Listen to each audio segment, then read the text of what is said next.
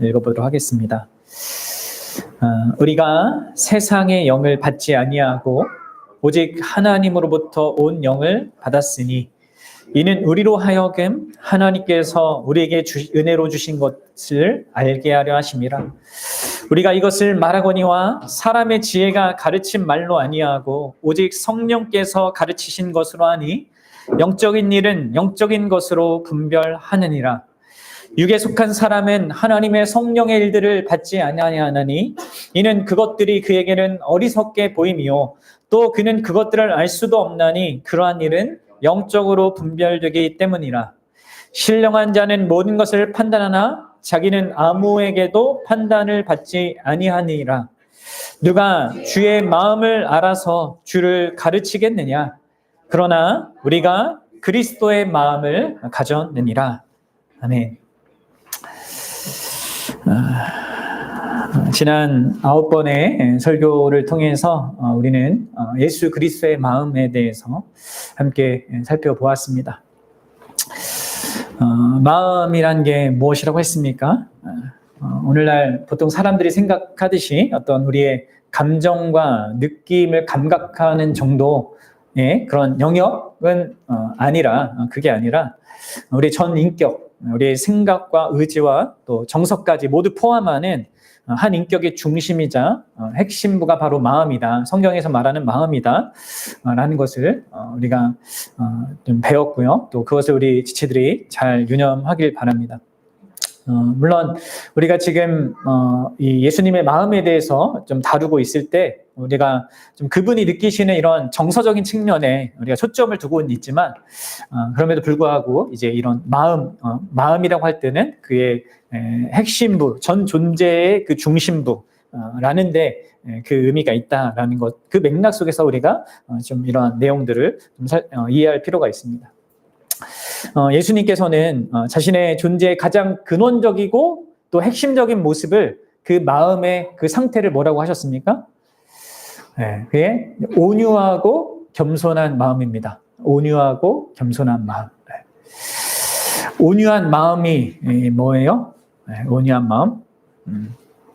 예수님 자신이 그 큰 힘과 권세와 그 능력을 가지신 분이시지만 그렇게 자신이 가지신 그 힘과 권세와 능력을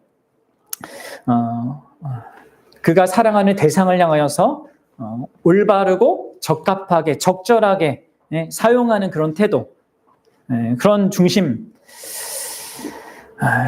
신적인 힘과 신적인 권세와 그런 능력을 갖고 계신데 그분이 그러한 모든 것을 사랑하는 대상인 이 교회를 향하여서 그런 우리를 섬기고 또 온전케 만들고 회복시키는데 가장 적절하게 필요한 것에 합당한 방식으로 그런 것들을 사용하고자 하시는 그런 마음, 그게 이제 그분의 온유한 마음이라고 했습니다. 또 그분은 겸손한 마음을 갖고 있다고 했죠. 자신을 무한히 낮추는 그런 마음. 그래서 그분의 그 위대한 신적 지위에도 불구하고 우리 죄인들이 우리가 어떤 조건에 있든지 어떤 지위와 상태를 가지고 있든지 간에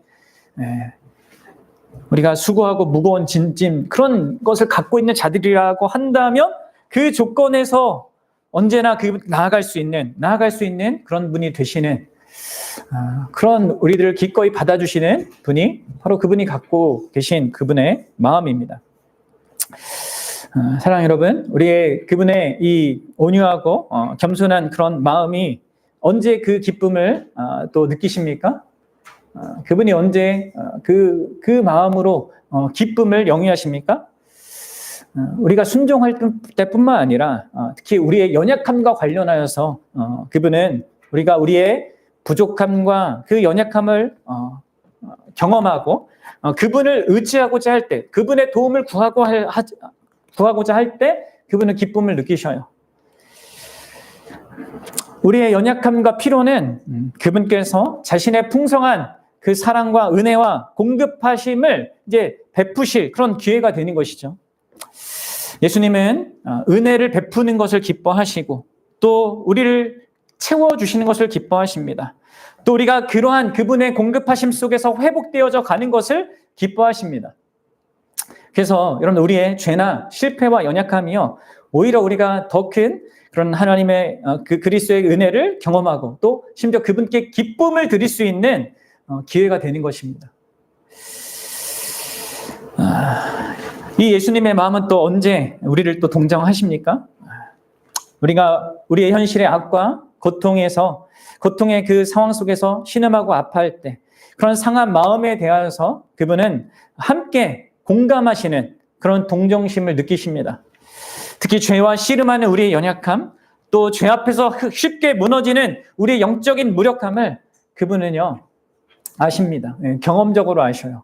물론 그분은 거기에 넘어가진 않으셨지만 그분은 아신단 말이에요. 다 경험하셨기 때문에. 그리고 그렇기 때문에 우리를 판단하고 정죄하는 것이 아니라 우리를 돕고자 합니다.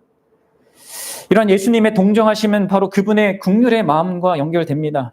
우리가 우리 죄 그리고 우리의 실패, 반복되는 그 연약함에 대해서 그분의 마음은 우리에게서 멀어지지 않습니다. 오히려 그분의 마음 속에 있는 그 긍휼의 그런 마음이 더 강력하게 불붙듯 일으킴을 받아서 어떻게든 우리에게 도움을 주고자 하는, 죄 때문에 고통받고 망가져가는 우리를 어떻게든 거기서 건져내고자 하는 그 열망으로 나타나는 것이죠.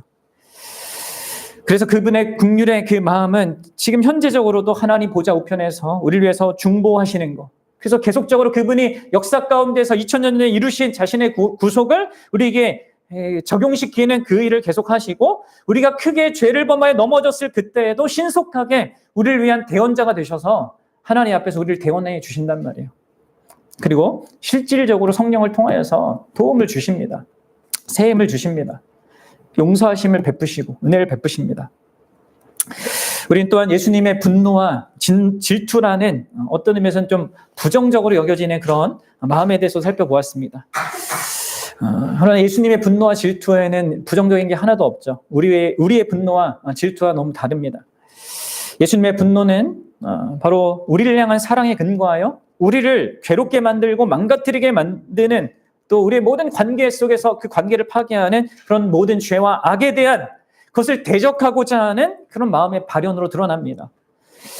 예수님의 질투도 역시 사랑하는 그분이 사랑하는 우리와의 그 관계성을 이 견고하고 친밀한 그 관계성을 지키려는 거룩한 열정으로 나타나는 표현입니다. 예수님은 우리의 진정한 행복과 만족감이 오직 그분 안에 있음을 알기 때문에 우리가 그분이 아닌 다른 것에 의하여서 만족과 행복을 찾고자 할 때 이 거룩한 질투심을 느끼는 것이죠. 그래서 뭔가를 하시는 겁니다. 예수님의 마음은 또 슬픔을 느끼시죠. 그분의 슬픔의 정서는 무엇에 대한 것이었습니까? 특히 그분이 눈물을 흘릴 정도로 큰 슬픔을 느끼시는데 또 표현하셨죠. 그것이 무엇에 대한 것이었습니까? 그것은 기본적으로 일단 그분 안에는 이 슬픔이 아닌 가장 기쁨이라고 할 수 있는, 가장 안전한 기쁨이라고 할 수 있는, 완전하고 또 견고한 그 기쁨이라고 할 수 있는 것을 아버지와의 관계 속에서 갖고 계셨지만, 그분은 우리를 사랑하기로 하셔서 슬픔을 느끼셔요. 여러분, 사랑을 하면, 우리가 죄인을 사랑하면 슬픔을 경험할 수밖에 없습니다. 그렇죠? 그래서 여러분들, 우리가 악과 고통의 현실에 신음할 때 그분은 함께 또 슬퍼하십니다. 동정하실 뿐만 아니라 함께 또 슬퍼하시는 것이죠. 특히 우리가 그 예수님의 뜻과 멀어져서 스스로 화를 자초하는 그 길로 나아갈 때 그분은 크게 슬퍼하십니다. 그러니까 그분의 이런 정서들이 다 우리와 결부되어 있고 우리를 사랑하시기로 하셨기 때문에 갖는 그런 것이에요. 그리고 그분이 경험한 가장 큰 슬픔, 그것은 우리를 위한 슬픔이었습니다. 십자가를 앞두고 한 번도 경험해보지 못한 그 끔찍하고 또 상상하기 어려운 그 자리에 나아가야만 했기 때문에 그분이 그렇게 가장 크게 슬퍼했고, 사실 이제 그 결과로 말미암아 우리는 이제 예수 그리스도께서 가지신 이 견고한 기쁨을 소유할 수 있게 되는 것이죠. 예수님의 모든 이 삶과 그분이 행하신 일과 그 안에서 그분이 보이신 그 마음과 이러한 모든 것 때문에 사실 우리가 이런 놀라운 구원을 경험하는 것입니다. 그리고 그분은 우리의 친구가 또 되게 원하셔요. 뭐 우정이라고 우리가 표현하기도 했는데 우리를 친구 삼고 우리와 함께 그 친구 관계로서 함께 우리에게 허락된 그 구원의 길을 우리가 걸어가기를 원하신단 말이에요. 그분의 주권적인 선택과 그분의 희생에 의해서 맺어진 그 견고한 그 우정의 관계로 그 우정 안에서 예수님은 우리가 정말 하늘의 진리를 알고 또 하늘의 일에 참여하며 하늘의 공급을 받고 하늘의 사랑을 누리며 이 땅을 살도록 하기를 원하신다는 것이죠. 그런 마음으로 가득하십니다. 그러니까 이 마음이 다 우리를 향해서 움직여지고 발휘되고 또 그러한 마음으로 그 그리스도께서 모든 구원의 일, 그 구원의 일이란 우리를 사랑하시고 돌보시고 필요한 것을 채우시고 이끄시는 이 모든 것들을 하시는 것입니다. 여러분들 이 예수 그리스도의 마음을 진짜 하나하나씩 한번 이렇게 잘 좀 곱씹어 보십시오. 저도 이게 다시 한번 이제 제가 설교한 것까지 이렇게 살펴봤던 것을 돌아보면서 이렇게 생각해 볼 때 참 제 마음에 뭔가 벅차게 이렇게 차오르는 그러한 정서를 좀 느끼게 되는 것 같습니다. 말씀드린 대로 T라서 이게 정서적인 것을 느끼고 표현하는 것이 많이 부족한데 아무튼 놀라운 것 같아요. 저한테 이러한 것들이 있으니까. 예수님에 관한 이 진리가 예수님의 그 마음이 나랑 결부되어 있고 나를 향한다는 이 사실에 의하여서 제 마음이 흔들린다. 이게 움직여진다. 이게 참 신기한 것 같습니다. 여러분들도 그렇습니까? 이런 예수님의 모든 아름답고 사랑스러운 이 마음의 측면들로 인하여서 그러하십니까?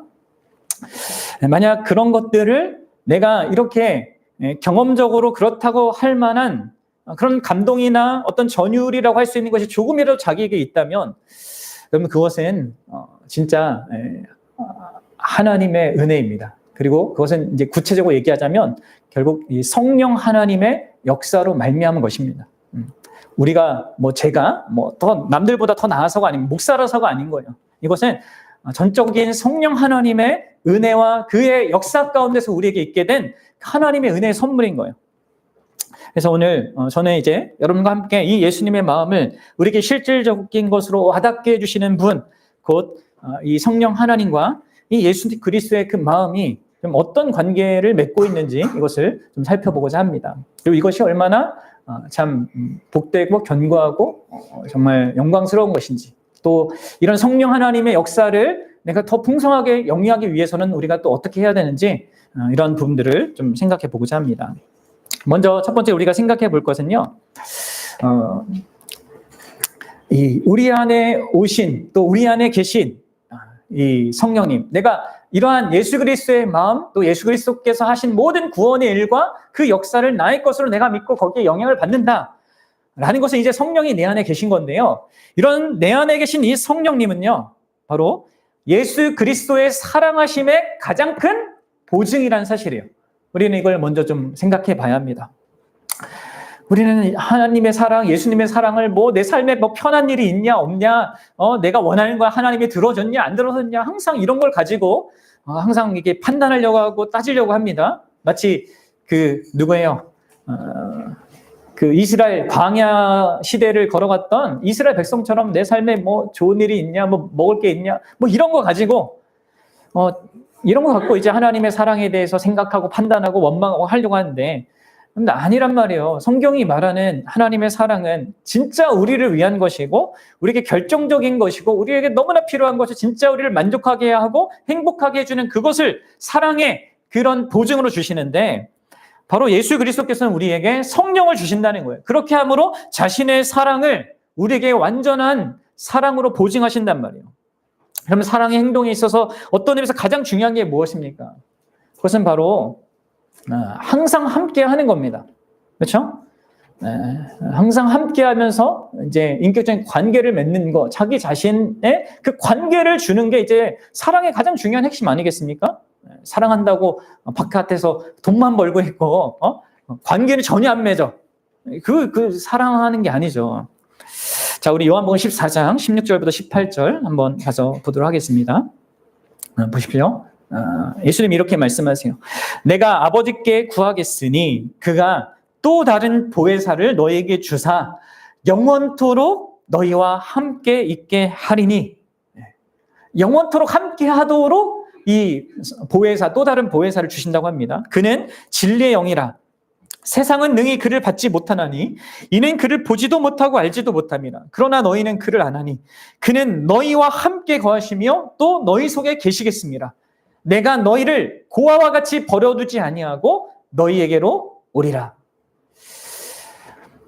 예수님은 이 말씀을 하기 전 바로 앞에서 물리적으로 예수님 자신이 떠나실 것을 말씀하셨습니다. 그런데 이제 다시 18절의 이 말씀처럼 그분은 나는 너희를 결코 너희를 이제 물리적으로는 떠날 거지만 너희를 고아처럼 버려두지는 않을 거다. 이렇게 약속하셔요. 그러면서 하시는 얘기가 바로 앞에 있는 얘기예요. 어떻게 해요? 바로 또 다른 보혜사를 보내서 또 다른 보혜사가 영원토록 함께 하는 것을 통하여서 그렇게 하겠다고 약속을 하십니다. 그 결과 또 다른 보혜사인 성령께서 오시게 되고 우리 안에 거하시게 되면 어떤 일이 있게 됩니까? 바로 이어지는 19절부터 20절 또 이어서 읽어보겠습니다. 자, 잘 생각하면서 읽어보십시오. 시작. 조금 있으면 세상은 다시 나를 보지 못할 것이로되. 세상은 나를 못 봐요. 세상은 예수를 못 본다. 물리적으로 안 보이니까. 근데 뭐예요? 너희는 나를 보리라. 나를 본다는 거예요. 왜요? 내가 살아있고 너희도 살아있겠습니다. 예수님의 부활을 얘기하는 겁니다. 그리고 부활하신 다음에도 성령 안에서 그 살아계심을 우리가 보게 된다는 거란 말이에요. 그래서 20절에 보면 그 날에는 내가 아버지 안에, 내가 아버지 안에는 무슨 말이에요? 예수 그리스도와 성부 하나님의 이 놀라운 사랑의 관계가 우리 앞에 이게 알게 된다는 거예요. 이거를. 이게 다 성령님이 오시는 것과 다 결부되어 있는 거예요. 이전에도 마땅히 그게 보였어야 했는데 제자들조차 제대로 보지 못했는데 바로 성령님의 거주하심을 인하여서 이걸 보게 된다는, 예수 그리스도와 아버지와의 그 영원한 사랑의 관계를 생생하게 이제 알게 된다. 여기서 안다는 것은 그냥 지식적인 알미 아니라 진짜 경험적으로 알게 된다는 거예요. 근데 너무나 충격적이고 너무나 놀란 건 뭡니까? 이 뒤에 이어지는 이 사실이에요. 이 예수님이 아버지 안에 있는 것은 너무나 당연한 거 아닙니까? 영원부터 영원 전까지 그분은 원래 그러하신 분이에요. 근데 이 영원부터 영원 전까지 없었던 일이 이 역사 가운데 발생하죠. 그게 뭡니까? 바로 너희가 내 안에, 내가 너희 안에 있는 것을 알게 되리라. 그러니까 이게 예수 그리스도 그분을 보는 것을 넘어서서 어떤 일이 자기에게 있게 됐고 경험되어진다는 것을 알게 되는 겁니까? 바로 내가 예수 그리스도 안에 있고 예수가 내 안에 있는, 바로 하나님과 성부와 성자가 그런 관계 속에, 영원한 사랑의 관계 속에 있는 그 상태를 나도 또한 예수님과의 관계 속에서 갖고 있게 된다. 그것을 알고 경험하게 된다. 라고 지금 말하고 있는 것입니다. 그러니까 여러분들, 이 성령 하나님의 이 오심과 이 성령 하나님의 예수 그리스도의 성령 하나님의 보내주심은 진짜 하나님, 예수 그리스도의 가장 강력한 사랑의 이 보증인 거예요. 그러니까 여러분들, 이게 잘 보셔야 돼요. 십자가를 뭐라고 합니까? 하나님의 그 로마서 5장 8절에서 사도 바울이 얘기한 것처럼 하나님의 그 사랑의 확증이라고 하잖아요. 그렇죠? 이것은 객관적이고 역사적인 확증입니다. 근데 어떤 의미에서 이 사랑은 소극적인 증거로서의 확증이에요. 왜냐하면 우리 죄를 대신하여서 희생한 그 의미가 있기 때문에. 그러나 여러분들, 성령님의 함께하심, 그러니까 성령님을 보내주심으로 말미암아 내가 예수와 완전 연합해서 절대 떼어질 수 없는 관계로 살게 되는 이것은, 그 사랑이, 그 예수 그리스도의 그 사랑이 우리 안에 실제로 실현되는 가장 적극적인 이게 증거이고 보증인 것입니다. 그래서 여러분들, 이러한 성령의 연합하게 하시는 이것 때문에 그리스도께서는 지금 물리적으로는, 육신으로는 하나님 보좌 우편에 계시지만 성령으로는 우리와 영원토록 함께 계신 거예요. 성령이 그리스도와 뗄래야 뗄 수 없는 본이시기에 이 성령으로 말미암아 우리도 그리스도와 뗄래야 뗄 수 없는 그런 분이 되는 거예요. 그래서 여러분들 그분의 이 함께하심, 성령 안에서 이 함께하심, 연합하심은 그분이 이 땅에서 육신으로 계셨을 때보다 우리에게 더 유익한 것이 된다. 최근에 또 이거 제가 언급했잖아요. 이게 언급되었잖아요. 그런 겁니다. 우리 요한복음 다시 16장 6절 7절 한번 보도록 합시다. 다시 한번 보십시오. 같이 읽어볼게요. 도리어 내가 이 말을 함으로, 이 말을 한 것은 내가 떠나갈 거다, 이 얘기를 하는 거예요. 근데 뭐예요? 너의 마음이 근심이 가득하다. 그러니까 이 사람들은 이 하나님의 말씀을 그러니까 자기 기준에서밖에 잘 못 보는 거죠. 예수님이 없다면 그거는 슬프고 힘들고 이거는 뭐 아무것도 의미가 없는, 그동안 살았던 예수님 따라갔던 그 모든 삶에 의미가 없는 게 아닌가? 이제 어쩌지? 막 이런 근심과 걱정이 가득 찼단 말이에요. 근데 여러분 7절에 뭐라고 하십니까? 그러나 내가 너에게 실상을 말한다. 뭐예요? 내가 떠나가는 것이 너에게 유익이라. 왜요? 내가 떠나가지 아니하면 보혜사가 너에게로 오지 아니할 거요. 내가 가면 너에게로 보내리니. 그렇습니다. 여러분들, 내 눈앞에 예수 그리스도께서 떡하니 이제 육신으로 살아계신 그것보다 그분이 모든 구원의 일을 마치시고 부활하시고 승천하셔서 하나님 보좌 우편에서 성도께 간구하여 성령을 보내주신 그것이요, 그것이 우리에게 더 큰 유익이 된다는 거예요. 여러분들, 그러니까 우리의 유익의 관점이 어때야 되는가, 여러분 잘 생각해 보셔야 합니다. 내가 생각하는 유익의 관점과 여러분들 성경이 말하고 하나님이 말씀하신 그 유익의 관점이 다른 겁니다. 그래서 야고보 사도도 너희가 환난을 당할 거고 뭐 온갖 환난을, 그렇죠? 모든 종류의 환난을 당할 건데 기뻐하라, 이렇게 얘기하거든요, 신자들한테. 왜냐하면 유익이 될 거니까 이렇게 얘기한단 말이에요. 올 한 해 환난 많이 당하셨죠? 내년에는요 더 많을 거예요. 근데 유익이 될 겁니다. 그러니까 뭐예요? 이게 더 큰 유익이라는 거. 하나님 그리스도의 그 사랑이 내 안에 더 확고해지는 겁니다. 예수 그리스도께서는 언제나 우리의 유익을 구하고 항상 우리의 유익을 위하여서 자기의 모든 것을 희생하시고 헌신하시는데, 바로 다른 보혜사인 성령께서 우리와 함께하는 것이야말로 진짜 우리의 유익이 된다는 거예요. 그렇죠? 바로 여러분들 이 성령님이 우리 안에 계셔야지만 뭐가 되는 겁니까? 우리가 진짜 이 성경이 말하는 우리의 죄의 실상을 직면하게 되고 죄를 깨닫습니다. 이 성령이 계실 때만 우리가 이 예수 그리스도의 존재와 그분이 하신 일의 모든 가치와 그 의미를 깨닫고, 그 예수 그리스도께서 객관적으로 이루신 그 모든 구속의 열매들이 그 2000년 전에 이루어졌던 그것이 지금 현재를 사는 나에게 소유되어지고 경험되어질 수 있고 적용될 수 있게 되는 거란 말이에요. 그래서 예수님과 영원히 연합된 그 생명을 갖게 되는, 여러분 성부와 성자의 그 연합된 관계가 나와 예수님 관계에도 이루어지고, 내가 이제 그리하여서 결국 삼위 하나님의 이 사랑의 관계 안에 들어가게 돼 살게 되는 그 일이, 여러분들 그분이 보내주신 성자 하나님이신 예수 그리스도께서 우리를 지극히 사랑하셔서 십자가에서 소극적으로, 그러니까 소극적이라기보다는 부정적인 의미죠. 그러니까 우리의 죄를 사야 된다는 그런 측면이니까. 근데 적극적으로 자기를 영원토록 연합시키는 그걸 위하여서 이제 성령을 보내주시는 거란 말이에요.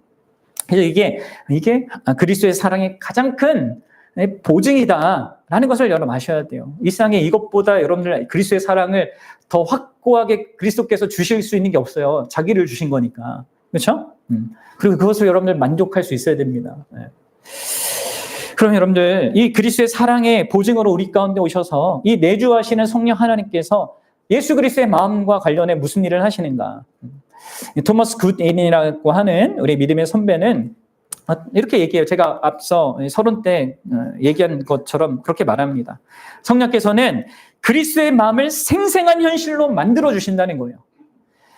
단순히 성경 책에서 보니까 그리스도의 마음이 이렇대, 온유하되 겸손하되 긍휼을 가지신데 이 기쁨을 이렇게 느끼신데 동정하신데 뭐 이게 질투하시고 분노하신데 우리에게 우정을 원하신데, 이런 것을 그냥 듣는 것을 넘어서서 그것이 보여지게 하시고 그것을 보는 것을 넘어서 느껴지게 하시고 느껴지는 것을 넘어서 그것을 누리게 해주시는 그 분이 바로 성령 하나님이라는 것이죠. 그러니까 성령 하나님은요, 이 기록된 하나님의 이 진리의 말씀을 이 어떤 이 명제에서부터 그게 실체가 되도록 하시는 것입니다. 어떤 교리적인 내용이 이 경험되어지도록 만들어주시는 분이 바로 성령 하나님이에요. 특히 이 예수 그리스도의 마음과 관련해서 관련된 이 성경의 진리도 우리에게 실체가 되게 하시는 것이 바로 성령 하나님의 역사입니다. 여러분들, 어린 우리 자녀들이 부모로부터 사랑한다라는 그런 말을 듣고 또 그 말을 듣고 이렇게 믿을 수 있고 엄마 아빠가 날 사랑하는구나 이렇게 생각하고 이렇게 하는 것과 이 엄마 아빠가 엄마라고 해요. 엄마가 자기를 품에 꽉 안고 그 안에서 푸근함을 느끼는 것 속에서 또 엄마의 그런 심령 소리를 들으면서 또 자신을 꽉 안는 어떤 그 든든함 속에서 그 사랑한다는 말을 이제 이게 듣고 이해하는 것은요, 이게 차원이 다른 겁니다. 그러니까 말로만 그렇게 듣는 것과 그러한 어떠한 것들을 정말 체감적으로 이렇게 느낄 수 있게끔 하는 속에서 이렇게 말하는 것과, 그러니까 이게 성령 하나님께서 하시는 사역이, 그의 영광스러운 사역이 이거라는 거예요. 예수 그리스도의 모든 이 사랑하심과 모든 그의 모든 이런 마음의 어떤 것들이 우리에게 진짜 와 닿는 어떤 사실로, 진짜 나를 움직이는 사실로 이렇게 경험하게 하는 것이 그렇게 성령 하나님의 역사라는 거예요. 그래서 오늘 우리가 읽은 우리 본문 고린도서 2장 12절에 이렇게 얘기하죠. 한번 보십시오. 2장 12절 시작. 우리가 세상의 영을 받지 아니하고 오직 하나님으로부터 온 영을 받았으니 이는 우리로 하여금 하나님께서 우리에게 은혜로 주신 것들을 알게 하려 하심이라. 그러니까 성령 하나님의 모든 역사는요, 하나님이 그리스도로 말미암아 우리에게 은혜로 주신 모든 것들을 다 깨닫고 알게 하도록 하는 거죠. 근데 이렇게 알게 하시는 것 가운데 뭐가 있냐면 그 핵심 중에 하나가 바로 이어지는 16절에서 말하는 이 내용이 있는 겁니다. 같이 읽어보겠습니다. 고린도전서 2장 16절 시작. 누가 주의 마음을 알아서 주를 가르치겠느냐.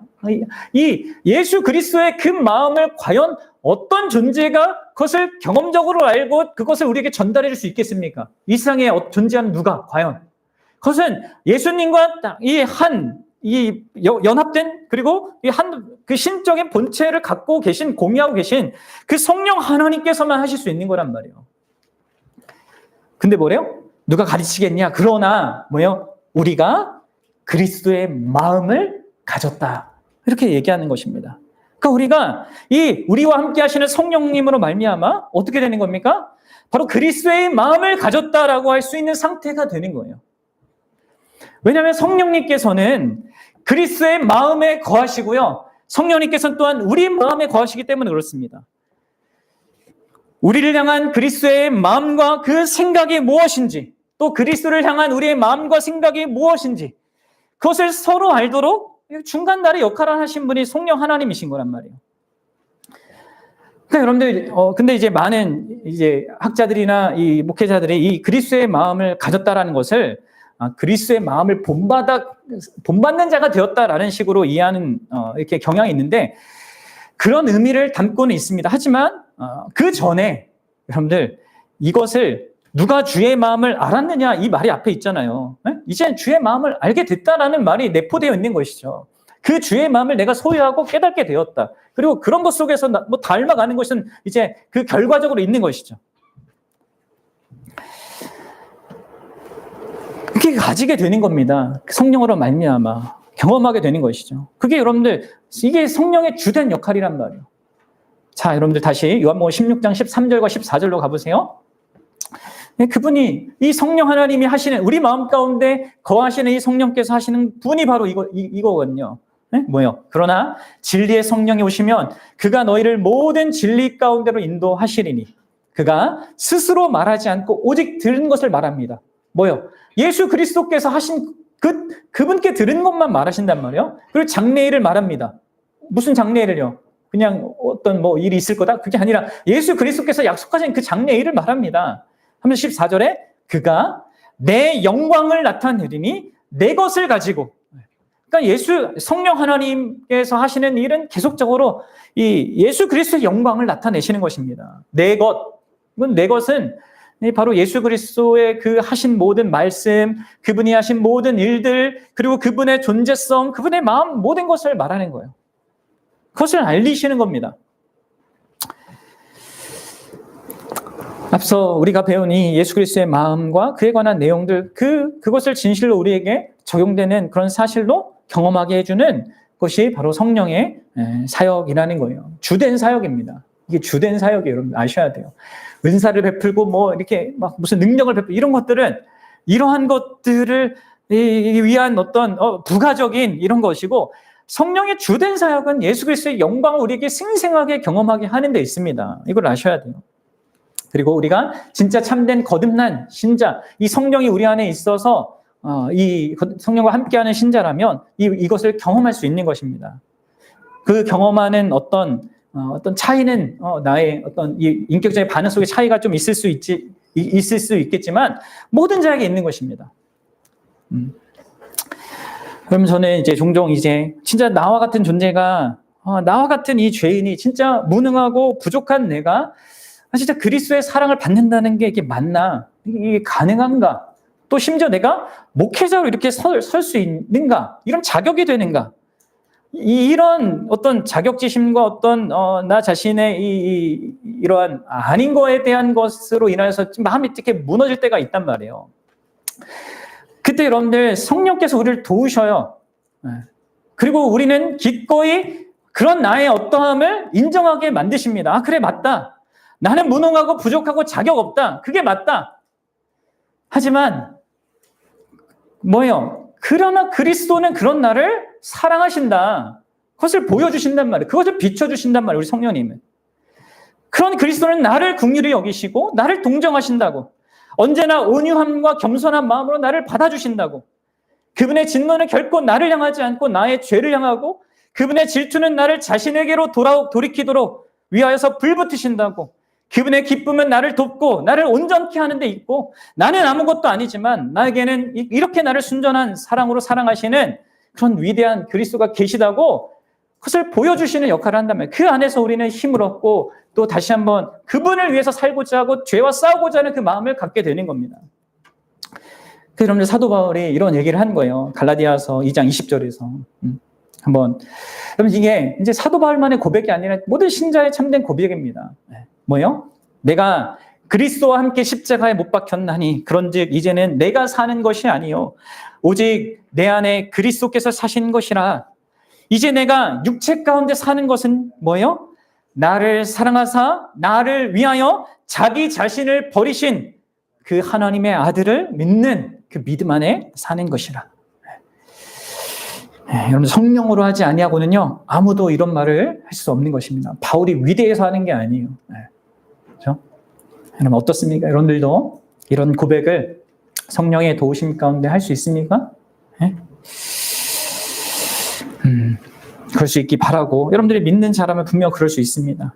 그리고 마지막 이제 결론적으로 우리는 이러한 그리스도의 마음을 우리에게 생생한 실체가 되게 하고 그것을 경험하고 누리는 그런 성령님의 도우심을, 또 성령님의 그런 역사하심을 누리기 위해서는요, 그러면 우리니까 좀 이거는 인격적인 우리의 반응이 있어야 됩니다.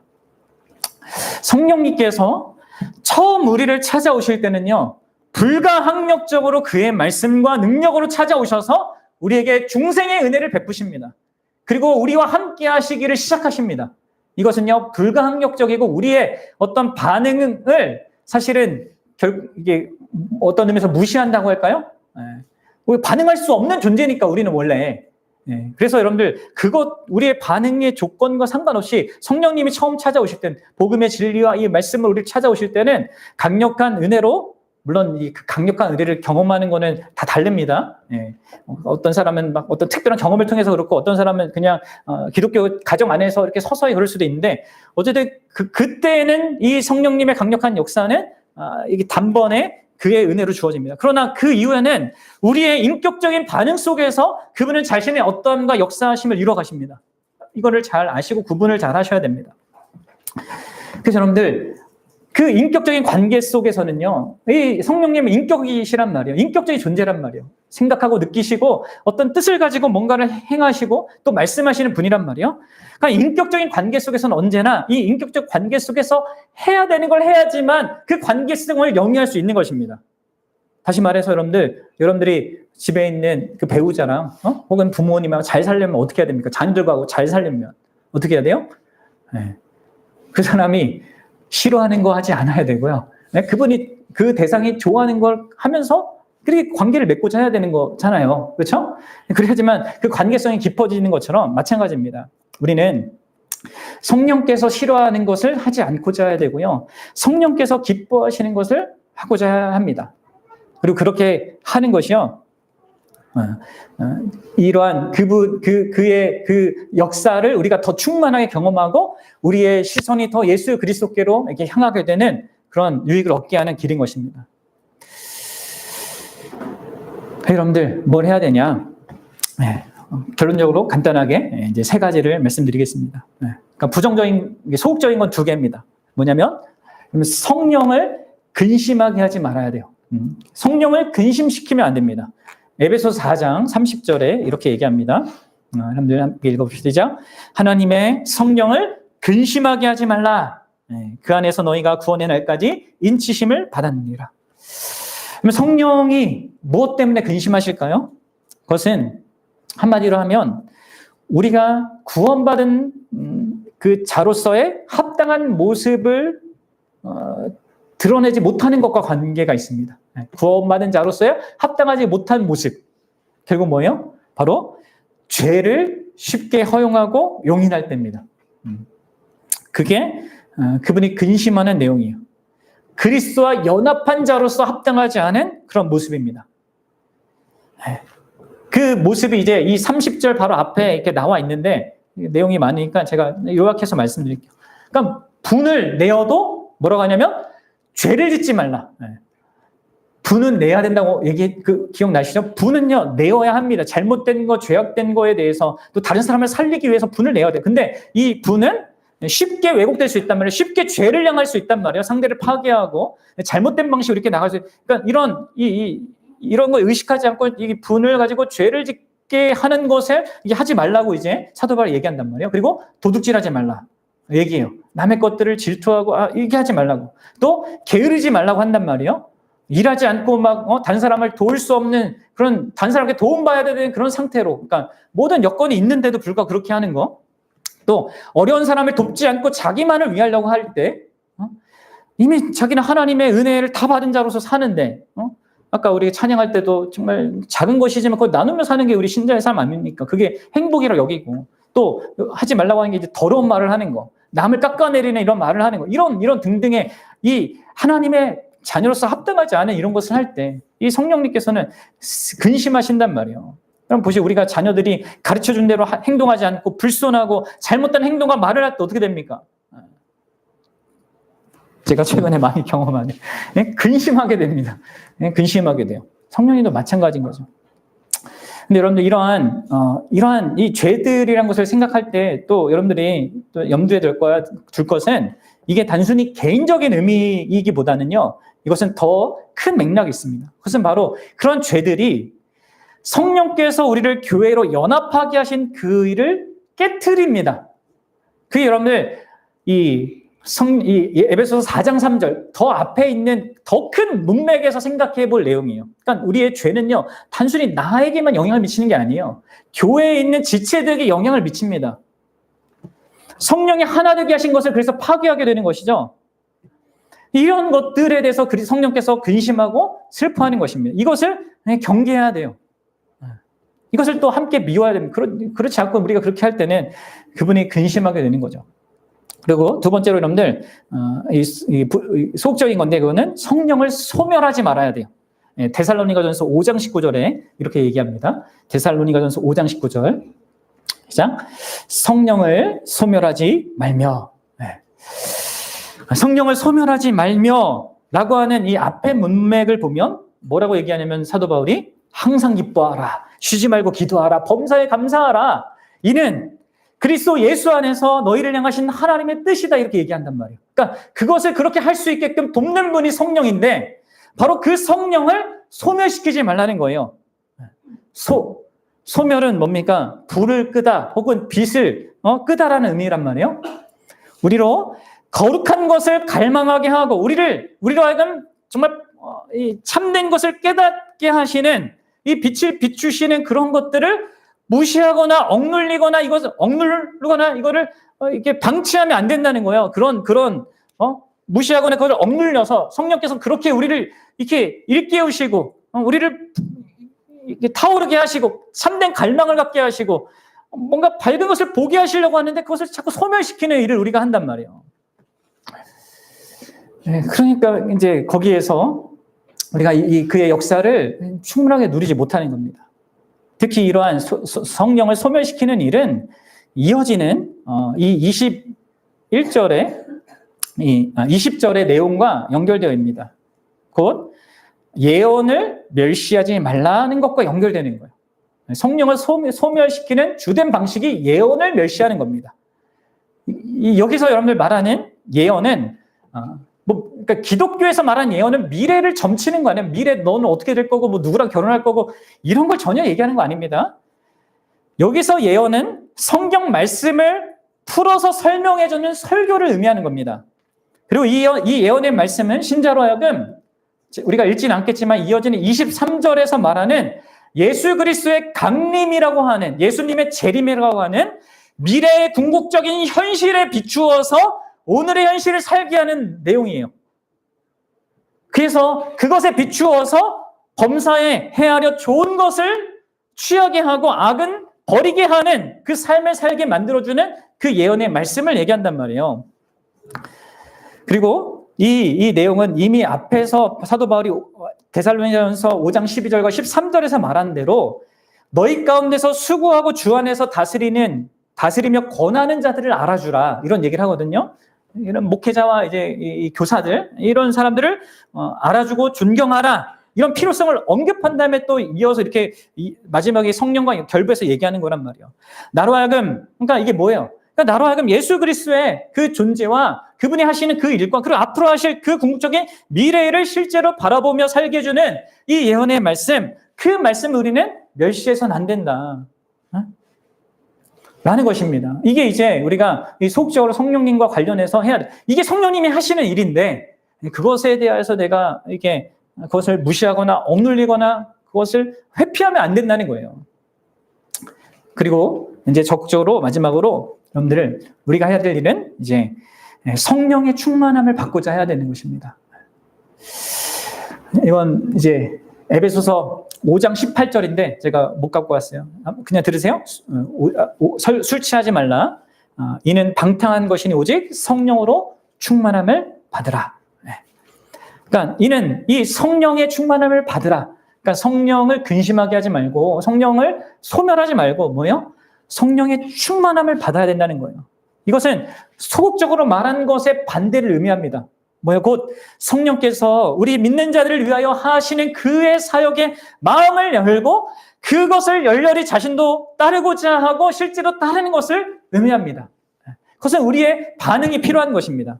그러니까 우리를 거룩하게 하시는 게 성령의 역할이에요. 우리를 한 교회로 세워가시는 게 성령의 역할입니다. 그리고 그런 삶을 가능케 하도록 무엇보다도 우리에게 그리스도의 영광과 그리스도의 사역과 그분의 존재와 그리고 무엇보다 그분의 마음을 우리에게 밝히 보여주시고자 하시고 그것을 생생한 실체가 되어주시게 하기를 원하시는 그 성령님의 열심에 나도 공감하고 나도 그것을 열렬히 사모하는 것입니다. 그리고 그 사모하는 그 길에 중요한 그 수단이요. 바로 이 하나님의 말씀을 또 사모하는 거예요. 성령의 충만은 곧 여러분들 하나님 말씀의 충만이거든요. 골로새서 3장 16절이요. 이 에베소서의 그 성령 충만의 내용과 이어지는 그 내용하고 이 골로새서 이 3장 16절의 이 내용이요. 이 성령 충만과 하나님 말씀 이것만 이게 바뀌고 나머지 내용은 동일하거든요. 그러니까 성령 충만이 곧 그리스도의 말씀으로 충만해지는 것이란 걸 보여주는 거란 말이에요. 한번 읽어보세요. 시작. 그리스도의 말씀이 너희 속에 풍성히 거하여 그리고 이어지는 모든 지혜로 피차 가르치고 권면하고 시와 찬송과 신령한 노래를 부르며 감사한 마음으로 하나님을 찬양하라. 이건 뒤에는 다 똑같아요. 내용이.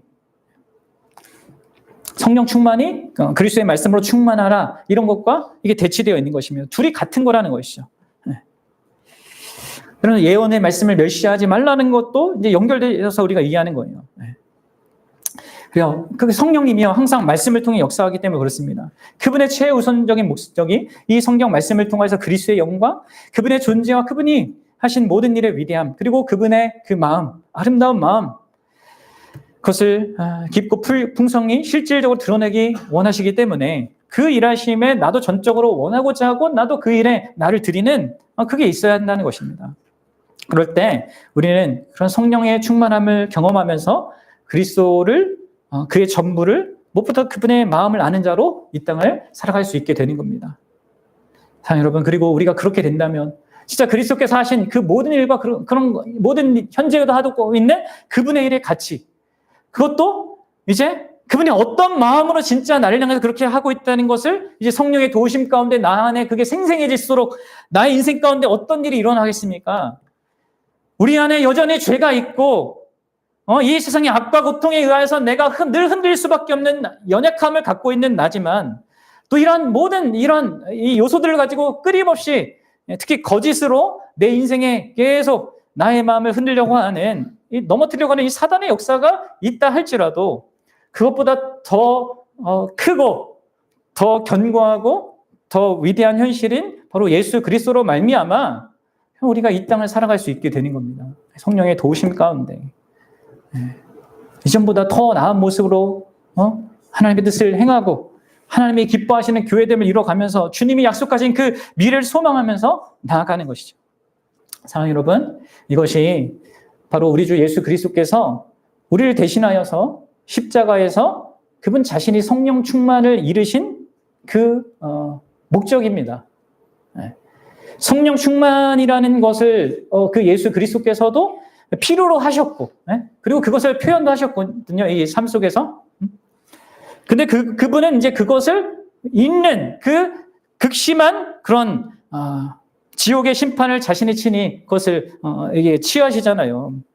왜 그렇게 하셨다고요?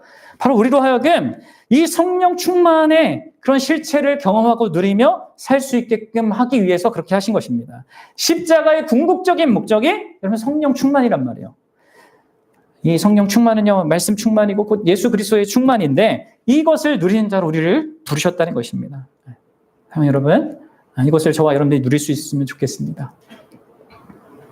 그것을 누릴 수 있도록 하나님께 진짜 성령님의 도우심을 구하십시오. 하나님께 기도하십시오. 그리고 진짜 여러분 시간을 내셔야 됩니다. 관계는 시간을 내서 만나야 됩니다. 성경을 읽고 묵상하는 일에 진짜 마음을 쏟으셔야 됩니다. 저 여러분들이 그럴 수 있으면 좋겠고 우리 교회가 그런 교회로 정말 세워져 갈 수 있었으면 좋겠습니다. 함께 성령의 충만함을 함께 누리는 그런 교회가 되기를 소망합니다. 함께 기도하겠습니다.